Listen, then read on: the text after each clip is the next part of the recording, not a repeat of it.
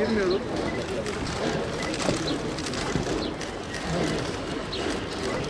Efendim, diğer tarafa. Arkadaşlar, gelin tebrik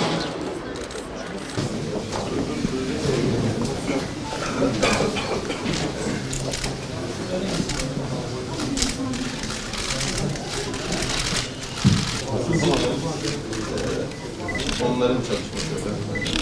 Bakalım.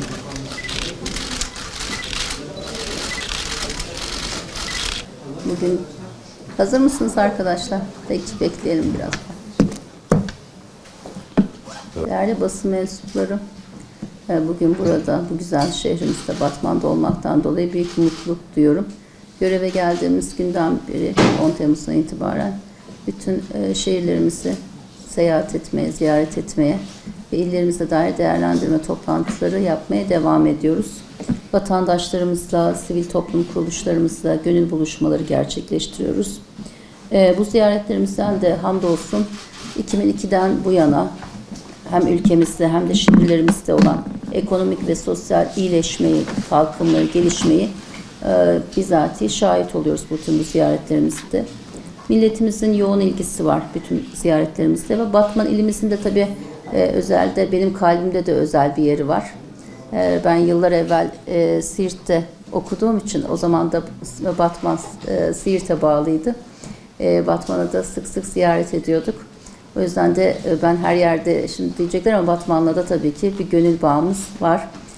Batman petrol rezervleriyle, tarihi birikimiyle ve yeniden öne çıkacak inşallah tekstil gibi sektörlerle Güneydoğu Anadolu bölgemizindeki örnek şehirlerimizden biri ve biz Batman'ın çok önemli bir potansiyele sahip olduğunu ve daha da yükselecek bir değer şehir olduğuna inanıyoruz. Sayın Cumhurbaşkanımız Recep Tayyip Erdoğan'ın riyasetinde başlattığımız il ziyaretleri kapsamında da bugün Batman'da olacağız. İnşallah Batman'da da sizlerle beraber takip edeceksiniz diğer programlarımızda da. Sayın Valimiz ve il yöneticilerimizle beraber bir koordinasyon toplantısı gerçekleştirdik. Özellikle benim bakanlığımın alanı olan aile, çalışma ve sosyal hizmetlerdeki şehrimizdeki mevcut projeleri ve çalışmaları değerlendirdik. Ve buna dair de 2019 yılının içinde yapacaklarımızı konuştuk. Bakanlık olarak Batman'da 2 tane sosyal hizmet merkezimiz var. 7 tane de Adem Aile Destek Merkezimiz ile hizmete devam ediyoruz. Yine kuruluşlarımızda çocuklarımız bakım altındalar. Toplam 3 bakım ve rehabilitasyon merkezimizde engelli vatandaşlarımıza hizmet veriyoruz. Son 17 yılda Batman'a yaklaşık 16 milyar liralık bir yatırım yaptık. Ve sadece benim bakanlığım alanında yapılan yardımın tutarı 3,5 milyar lirayı aşmış durumda. Gıda, eğitim, sağlık desteklerinde içine alan sosyal yardımlarda da 50 bine aşkın haneye ulaşmış durumdayız. Ve bu kapsamda da 2003 yılından bugüne kadar Batman iline 2,5 milyar, 2,5 milyar tutarında bir aktarım oldu. Yine İşkur çalışma alanında da İşkur'umuz var biliyorsunuz. İşkur'la da 30 bin vatandaşımız İşkur aracılığıyla 2002'den bu yana işe yerleşmiş durumda. Yine işbaşı eğitim programlarımızdan 50 bin vatandaşımızı mesleki eğitim kursları, işbaşı ve girişimcilik eğitim programlarından faydalandırdık.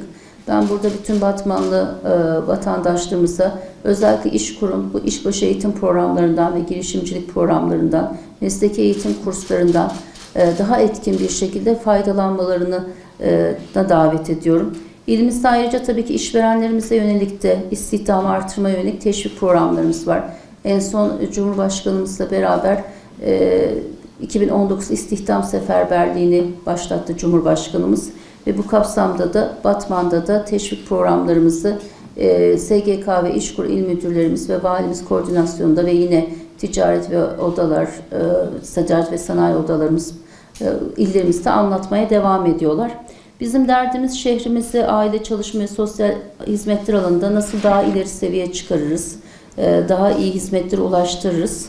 Buna dair de bugün yine ziyaretlerde bulunacağız. Dediğim gibi en başta Batman'ın çok önemli bir potansiyeli, bir cevheri var. Ve biz bu potansiyeli inşallah valimizle, vekillerimizle, ildeki bütün yöneticilerimizle beraber daha üst bir seviyeye taşıyacağımıza inanıyoruz.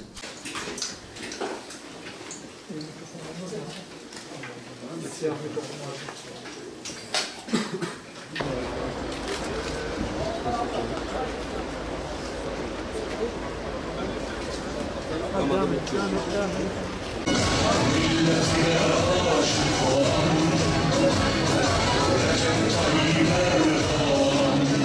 evlere girilmedi, ev çalmadı, kapı bırakmayacağız, sıkılmadı.